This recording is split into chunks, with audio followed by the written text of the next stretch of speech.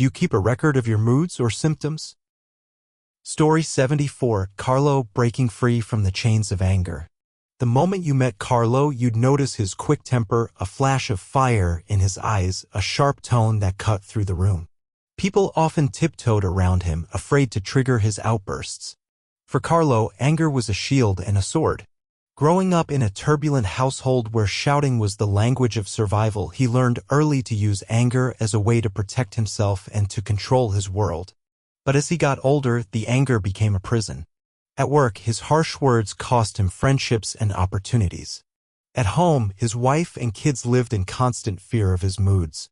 Carlo himself felt exhausted by the rage he couldn't control, the guilt that followed each episode like a shadow. He tried everything, pushing down feelings, distractions, even drinking, but nothing stopped the cycle. The breaking point came one evening when Carlo's teenage son confronted him after a particularly explosive argument. "Dad, I'm scared of you," his son said, tears streaming down his face. That moment shattered something inside Carlo. He realized he was not protecting his family, he was hurting them, and himself.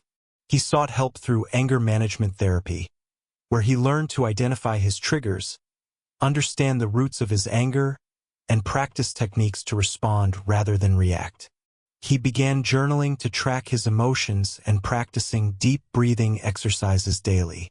Carlo also joined a men's group focused on emotional regulation, where he found support and accountability. Slowly, he rebuilt trust with his family.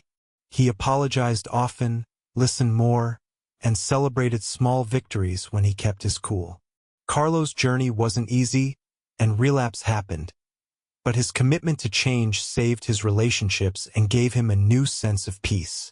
Coping strategies Carlo used: anger management therapy, emotional awareness and journaling, daily mindfulness and breathing exercises, peer support group participation, open, honest communication with family.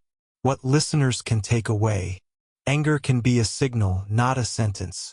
Change starts with awareness and courage to seek help. Your emotions don't have to control you. Healing is possible, one breath at a time.